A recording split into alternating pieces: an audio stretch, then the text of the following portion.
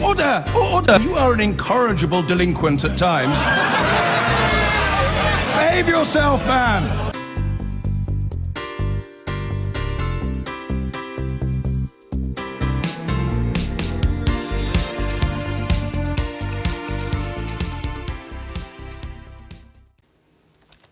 Donald Trump says neither he or Hillary Clinton delivered a knockout blow in their first of 3 televised debates in the run-up to the US presidential election. Close to 100 million people watched the 2 candidates attack each other on a wide range of policy issues. But at times, it also got personal, as our North America editor John Sopel explains. In diplomacy, they call this a grin and grab. In last night's presidential debate, it quickly gave way to grimaces as both candidates exchanged blows. Donald Trump started the brighter, attacking Hillary Clinton for initially backing the Pacific trade deal that he said would cost America jobs. Well, you called it the gold standard of trade deals. You said it's the finest deal you've ever seen. No. And then you heard what I said about it, and all of a sudden you were against it. Well, Donald, I know you live in your own reality, but that is not the facts. But then it was Donald Trump's turn to be put under the cosh, first over his refusal to hand over his tax returns, something that all candidates have done for over 40 years. Or maybe he doesn't want the American people, all of you watching tonight, to know that he's paid nothing in federal taxes, because the only years that anybody's ever seen were a couple of years when he had to turn them over to state authorities when he was trying to get a casino license, and they showed he didn't pay any federal income tax. So that makes me smart. But how smart when everyone else has to pay tax? His business acumen is a cornerstone of his appeal. Not releasing those returns only raises more questions. He then came under attack over his attitude towards women, a key demographic in this election where he's trailing badly. But this is a man who has called women pigs, slobs, and dogs. She spoke about a beauty pageant contestant whom Mr. Trump had called Miss Housekeeping because she was Latina. Donald, she has a name. Where did you find Her this? name Where is did you find Alicia this? Machado. Where did you find and this? she has become a U.S. citizen, and you can bet she's going to vote this November. Okay, good. Let me just tell you. But Donald Trump then sought to make it about character. Who had the stamina to be president? She doesn't have the look. She doesn't have the stamina. I said she doesn't have the stamina. And I don't believe she does have the stamina. To be president of this country, you need tremendous stamina. Well, as soon as he travels to 112 countries and negotiates a peace deal, a ceasefire, a release of dissidents, an opening of new opportunities in nations around the world, or even spends 11 hours testifying in front of a congressional committee, he can talk to me about stamina. Hillary has experience, but it's bad experience. We have made so many bad deals during the last... So she's got experience, that I agree, but it's bad experience.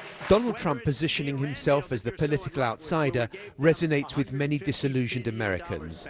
But at the end of the debate, it was Donald Trump's stamina that seemed to be flagging.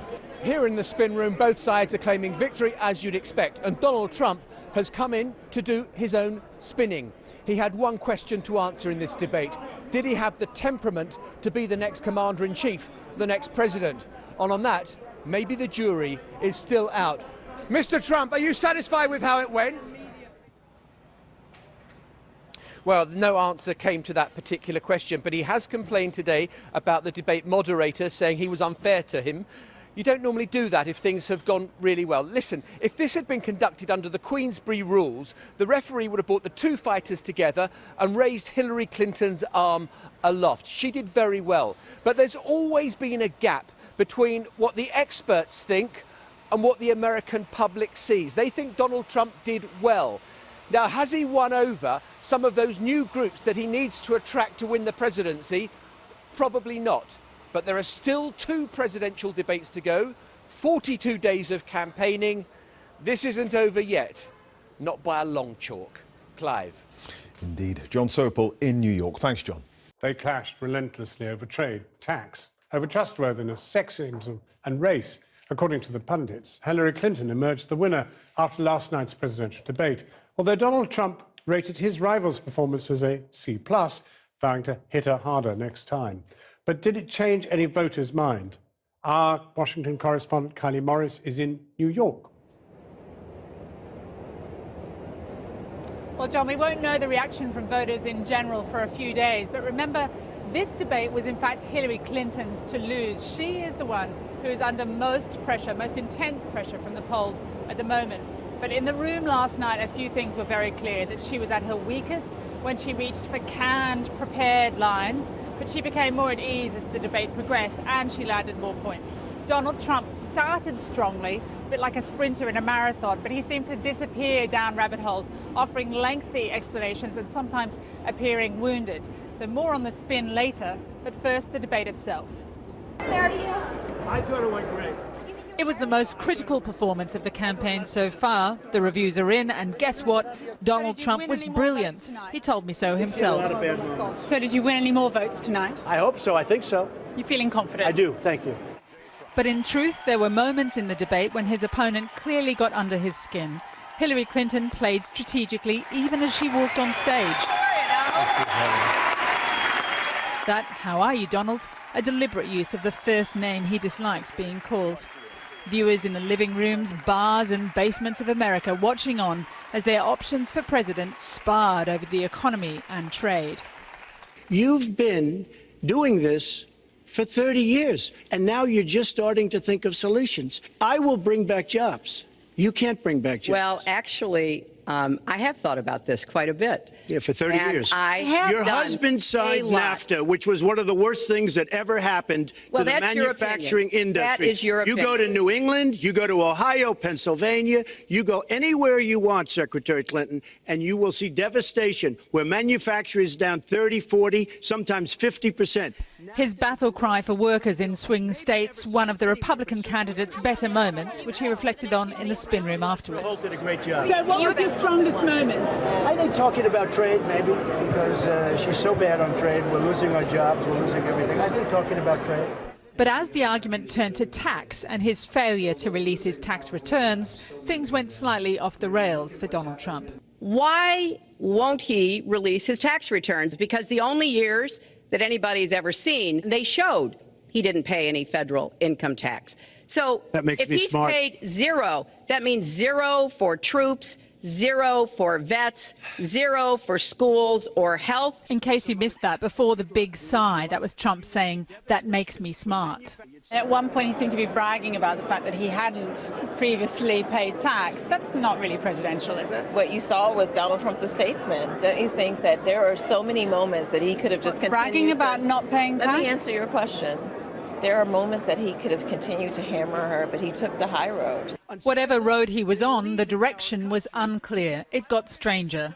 Note his reaction to accusations he's too close to Putin. I know Donald's very praiseworthy of Vladimir Putin, but Putin is playing a really tough, long game here. I was against the war in Iraq. He fact-checked the moderator on the Iraq war with a long and winding explanation. I did not support the war in Iraq. And then there was his defense of birtherism, the campaign he began to suggest Barack Obama wasn't born in America. I got him to give the birth certificate, so I'm satisfied with it. We're talking about racial healing in this segment. What do you say to Americans? Well, it was very, I say nothing. I say nothing because I was able to get him to produce it. He should have produced it a long time before. I say nothing. I thought he came tonight unprepared, grossly unprepared, and then became unhinged. I mean, he was just going off the rails, it seemed, every other question. There were moments when he appeared rattled on stage tonight. There are real questions to answer about whether or not he proved tonight that he has the temperament to be president. Well, I have much better judgment than she does. There's no question about that. I also have a much better temperament than she has. I think my strongest asset, maybe by far, is my temperament. I have a winning temperament. I know how to win. Secretary Clinton. Woo! Okay. The moment brought a shoulder shimmy from the Democratic candidate, relieved perhaps that she'd forced her opponent to defend an attribute he'd failed to display. Then it was Hillary Clinton's turn for the high road. But this is a man who has called women pigs, slobs, and dogs. He called this woman Miss Piggy. Then he called her Miss Housekeeping because she was Latina. I was going to say something extremely rough to Hillary, to her family, and I said to myself, I can't do it. I just can't do it. Well, he didn't on stage, but off stage, the references to Bill Clinton's infidelities flowed like wine. I'm very glad that I didn't mention, because Chelsea was in her own indiscretions by Bill. I didn't think it would be appropriate to do. The debate featured no knockout punch, but the television pro was bettered on the night, cast as the apprentice himself by a woman of political experience.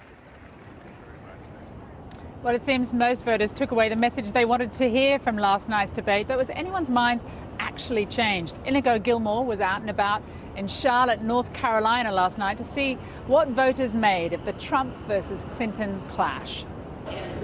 At a grill house in downtown Charlotte, we joined a group of Republican supporters to watch the presidential debate. Fortified by nachos, chicken wings and lashings of ale, like their hero, they came out swinging. They had to be blamed for everything that's ever happened. Why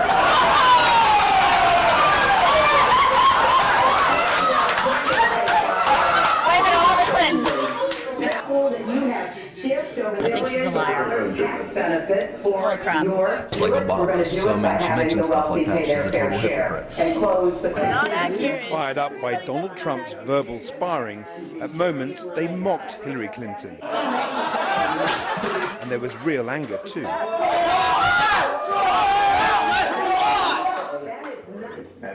An anti-establishment feeling runs strong here.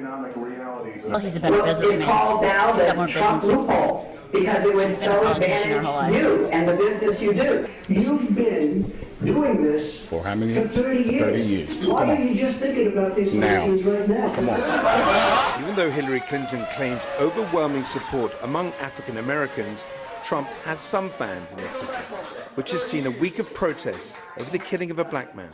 You're from Britain, right? Brexit just passed. You may agree or not, but it was a frustration that was happening. There's a frustration that's happening here in America too. We're tired of being second fiddle to everybody else in the world. This man denied that Trump was racist and says he knows many black Americans who will vote for him. We crossed over to Murphy's, an Irish pub where a progressive group called Drinking Liberally were gathered. The satellite was briefly knocked out, so people were huddled around their phones, shouting out details about the unfolding debate. They go low, we go high. Just as Republicans had earlier called Hillary a liar, here too they said the same about Trump. Calling Donald Trump out on his BS, tax returns, bankruptcies, all the money he inherited from his dad. Some Trump supporters had infiltrated this liberal gathering, but this time they weren't talking.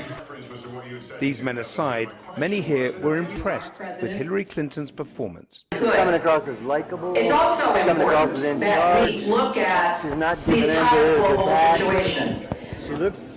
There's no doubt that we have other. The secret is that he has no plan. So we need to be more precise in how we talk about the. What about Trump? What do you think of Trump's performance? He's ridiculous. Pitiful. He's a clown. Yeah, he's a clown. You think he's a clown? And he's yelling too damn much. If she did that, he will be all mad about this loud-ass woman. But this is a man who has called women pigs, slobs, and dogs. But some here expressed disappointment with the way both candidates had focused on personality over policies. Both candidates are crap, right? So it's more about emotion, like which turd stinks less.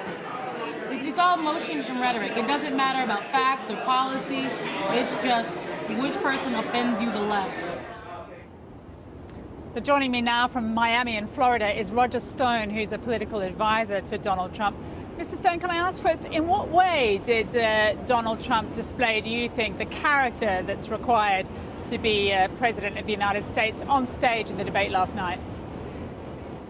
Well, having just listened to your two packages, I don't agree with your analysis of last night's debate, nor does sophisticated polling that is available, I think, to both of us.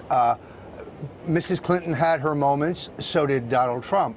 I think he triumphed on the question of trade, Hillary Clinton's total flip-flop after TPP. When he attacked her for the support of NAFTA, which has been an unmitigated disaster, she said, "That's your opinion. I'm sorry, but the people who are out of work don't feel that way." I kind of thought this was a pretty fair fight. I thought Trump had his moments. She did give him many openings, and he demonstrated he was a gentleman. The reference is not to Bill Clinton's infidelities. This isn't about marital infidelity or adultery. It's about the numerous women who have accused him of rape or sexual assault or violence against women. Can I just interrupt? And their claim that Mrs. Sorry, can I just interrupt? Yes. Bill, yes, you may. Last night I was standing next to Donald Trump when he came out and started talking about Bill Clinton's infidelities and how he'd been too much of a gentleman to mention them on stage. But he was very happy to speak about them liberally on the floor in the spin room. But the issue, he made the gesture. He may not have made it on stage. What I'm telling you is he misspoke. It is not infidelities that we are talking about. It is something far more serious. Sexual assault. Winita Broderick, Kathleen Willey, Dolly Kyle, Paula Jones, and dozens other. These women are going to be heard in this election. And let the voters decide who is telling the truth. Well, that is what I would have done had I been Mr. Trump. If it was about letting the voters decide, but if it was about letting the voters decide, why did Mr. Trump not make those points on the stage last night? Why was he not prepared to do that in the full glare of publicity rather than coming out off the debate stage and making that gesture in a fairly underhanded manner?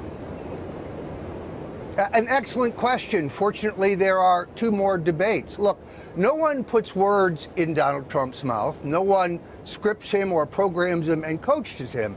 He is both the strategist for his incredible rise to the nomination, and he is his own man at all times, including on the stage.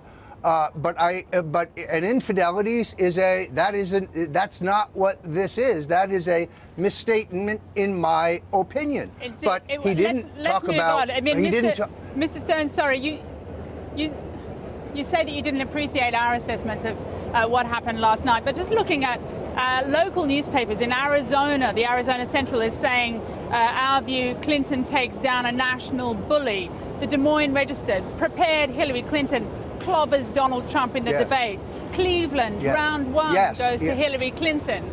So generally speaking, there seems to be a perception that although, as you said, many people concede that he did well on trade, he did well at the beginning, he seemed to become distracted. Had he not prepared enough on the questions that he should have expected on Iraq, for example, or on birtherism?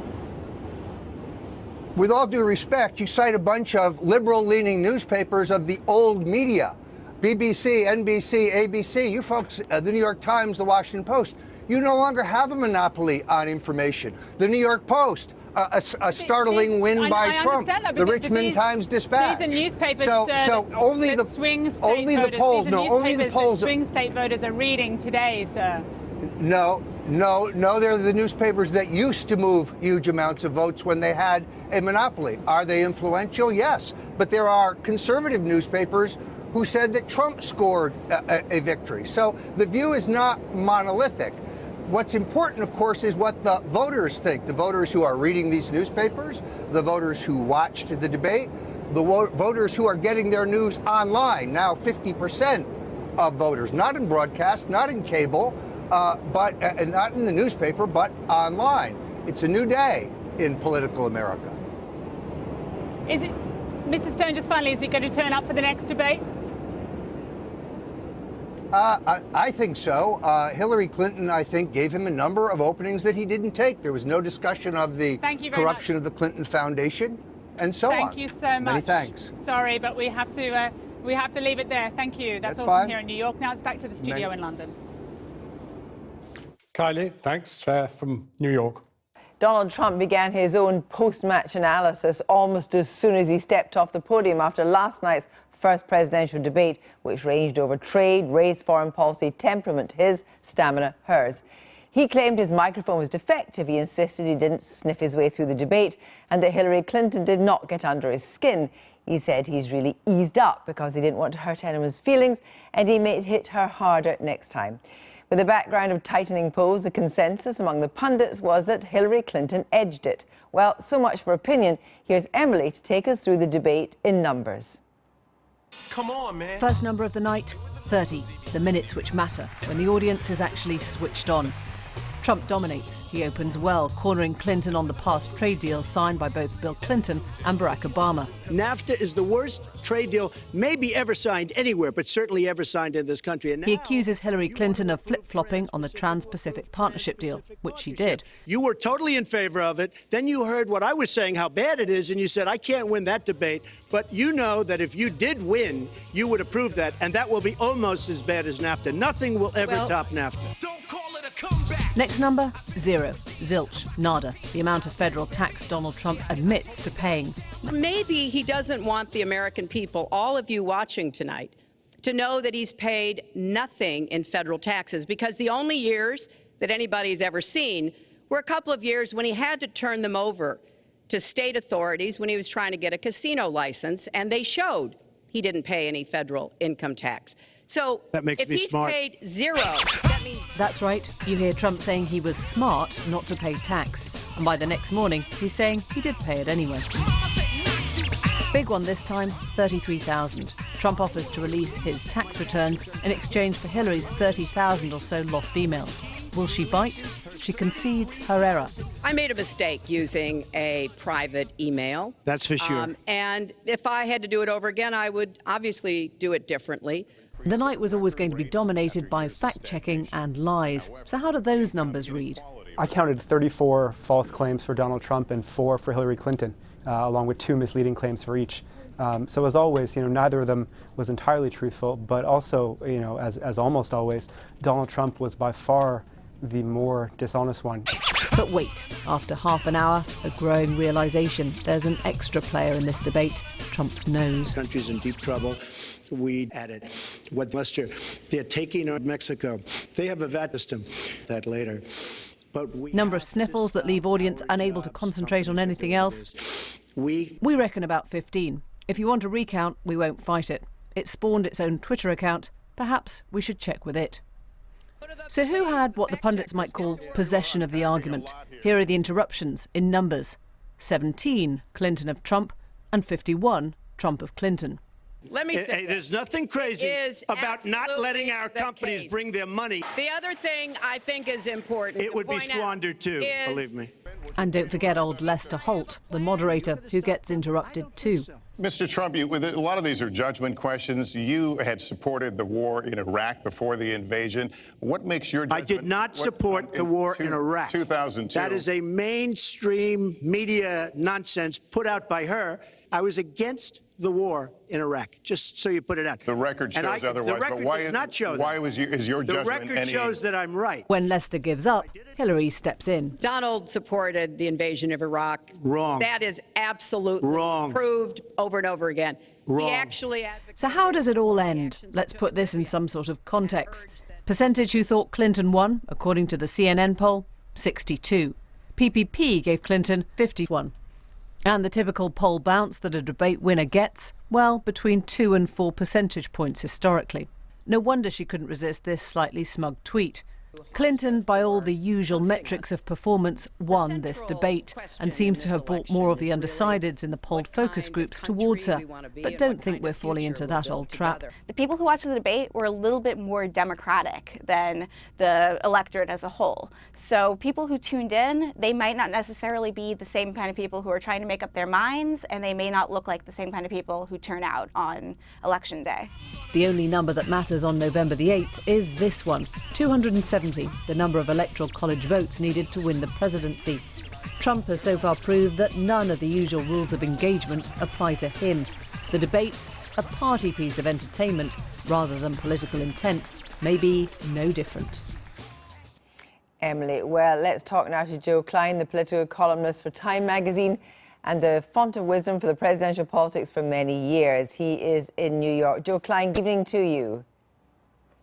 Good evening. The fact that many political pundits called it for Hillary last night and said that she had done a better job on these instant snap polls kind of misses the point, doesn't it? Well, I don't know if that misses the point, but let me start off with a couple of things. I want to issue an apology on the part of the American people to the rest of the world for Donald Trump, who really behaved like an infant last night. The second thing I want to say is, having listened to the previous conversation about British politics, it's kind of reassuring to see that you're as screwed up as we are. Well, let's just talk about Donald Trump, because he isn't like any other candidate. There is no real, measurement. If you look at presidential debates in the past, you can't ever imagine a presidential debate like this. He doesn't play by political rules. People like him for that. Some people like him for that. Other people are horrified by that. I think that he has a firm 40% of the population at this point who see this contest as more reality TV than reality, and he can be entertaining. But he wasn't entertaining last night.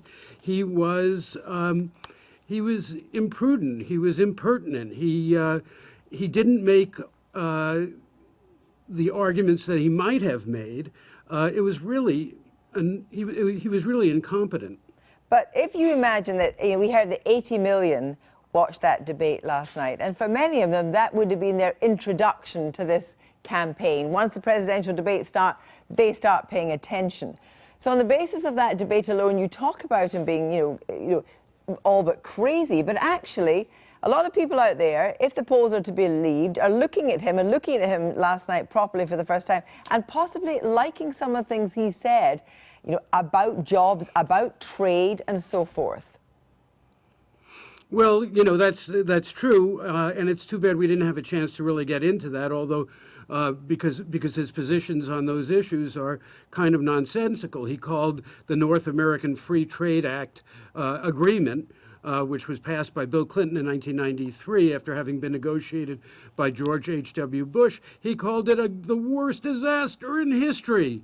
But every balanced economist that I've read on this issue says that NAFTA has been, a wash, that it's provided some good things and some bad things on both sides of the border. His exaggerations, though, play to the populist element in our country, as you have one in your country, that that doesn't really think beyond the reflexive reaction that God, those Mexicans are taking all our jobs. Yeah, but he had a line. He had a line. People like this line, which is, well, you've tried that for 20 years, you've tried that for 30 years. The idea that he is doing something different, is that his plan? Will he be pushing that from now really to November through the next two debates?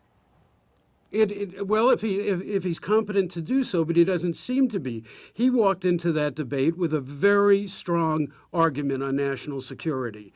It was that Hillary Clinton has supported some very disastrous actions on the part of the U.S. government. She voted for the war in Iraq. She supported President Obama's expansion of the war in Afghanistan, and she supported the NATO action in Libya. There are an awful lot of people who agree with him about this, but he seems unable. I mean, the guy has the attention span of a fruit fly. He seems unable to press an argument. And that was true on a number of different subjects last night, which is why, I think that most pundits say he lost. However, most pundits have been wrong about Donald Trump, as you pointed out, from the very beginning. So it's impossible to say yet what actually happened last night in terms of how the American people responded to it. Thank you very much, Joe Klein. Lovely to hear from you.